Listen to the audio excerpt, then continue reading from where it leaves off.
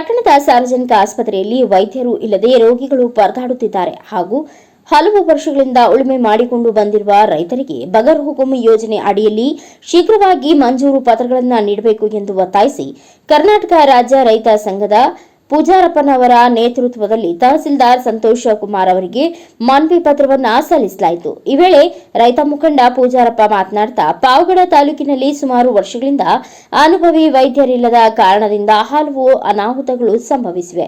ಆದ್ದರಿಂದ ಶೀಘ್ರವಾಗಿ ನುರಿತ ಶಸ್ತ್ರಚಿಕಿತ್ಸೆ ವೈದ್ಯರನ್ನ, ದಂತ ವೈದ್ಯರನ್ನ, ಕಣ್ಣಿನ ವೈದ್ಯರನ್ನ, ಕೀಲು ಮತ್ತು ಶಸ್ತ್ರಚಿಕಿತ್ಸೆ ವೈದ್ಯರನ್ನ, ಹೆಡ್ ನರ್ಸ್ಗಳನ್ನ, ಉಪ ನರ್ಸ್ಗಳನ್ನ ನೇಮಿಸಿ ಸಾರ್ವಜನಿಕರಿಗೆ ಆಗುವ ತೊಂದರೆಗಳನ್ನು ತಪ್ಪಿಸಬೇಕು.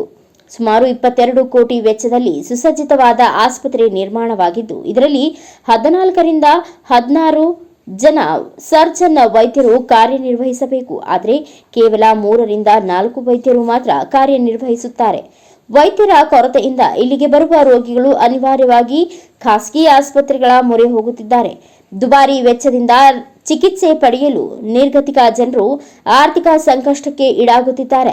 ತಾಲೂಕಿನ ಹಲವು ಗ್ರಾಮಗಳ ನಿರ್ಗತಿಕ ರೈತರು ಸುಮಾರು ವರ್ಷಗಳಿಂದ ಅರಣ್ಯ ಭೂಮಿ, ಗೋಮಾಳ, ಸರ್ಕಾರಿ ಜಮೀನುಗಳು, ಸರ್ಕಾರಿ ಕಾರಬು ಜಮೀನುಗಳನ್ನು ಉಳುಮೆ ಮಾಡಿಕೊಂಡು ಜೀವನ ನಡೆಸುತ್ತಿದ್ದಾರೆ. ಕರ್ನಾಟಕ ಸರ್ಕಾರದಿಂದ ಬಗರ್ ಹುಕುಂನಲ್ಲಿ ಅರ್ಜಿಗಳನ್ನು ಸಲ್ಲಿಸಲಾಗಿದೆ. ರೈತರು ಉಳುಮೆ ಮಾಡಿಕೊಂಡು ಬಂದಿರುವ ಜಮೀನನ್ನ ಮಂಜೂರು ಮಾಡದೆ ಸತಾಯಿಸುತ್ತಾ ರೈತರಿಗೆ ಭೂಮಿ ಹಂಚಿಕೆಯಲ್ಲಿ ತಾರತಮ್ಯ ಮತ್ತು ಅನ್ಯಾಯ ಮಾಡಲಾಗುತ್ತಿದೆ.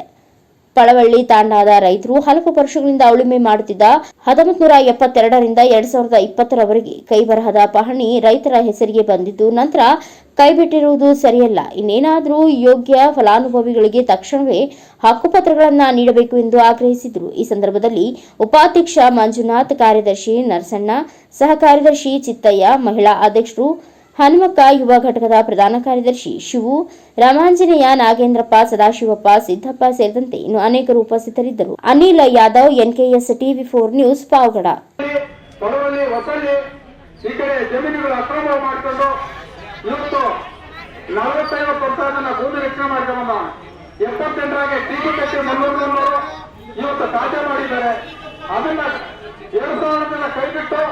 ಇವತ್ತಲ್ಲಿ ಅರಣ್ಯದ ಕೆಲಸಕ್ಕೆ ರಾಜಕಾರಣಿ ಒತ್ತಡಗಳಿಂದ ಇವತ್ತು ಅವರು ಆಗಿ ಕಳಿಸ್ತಾರೆ. ಅದರಿಂದ ಅವರು ತಕ್ಷಣ ಅರಣ್ಯದವರಿಗೆ ಎಚ್ಚರಿಕೆ ಕೊಟ್ಟು ಅಲ್ಲಿ ಯಾರು ನಮ್ಮ ರೈತರು ಒಳ್ಳೆ ಮಾಡಕ್ಕೆ ಹೋಗ್ಬಾರ್ದು. ಸರ್ಕಾರ ಏನ್ ಸುತ್ತಾಡಬೇಕು ಇವತ್ತು ಸರ್ಕಾರ ಕಂದಾಯ ಮಂತ್ರಿ ಮನೆ ಪತ್ರ ಕೂಡ ಕಳಿಸ್ತೀವಿ. ತಕ್ಷಣ ಇವತ್ತೇ ಅವರಿಗೆ ಮನೆ ಪತ್ರ ಸ್ವೀಕಾರ ಮಾಡಿ ಆ ಬರವಲ್ಲಿ ಏನಾದ್ರು ಅಕ್ರಮ ಮಾಡಿದ್ದಾರೆ ಅವರಿಗೆ ನ್ಯಾಯ ಕೊಡಬೇಕು.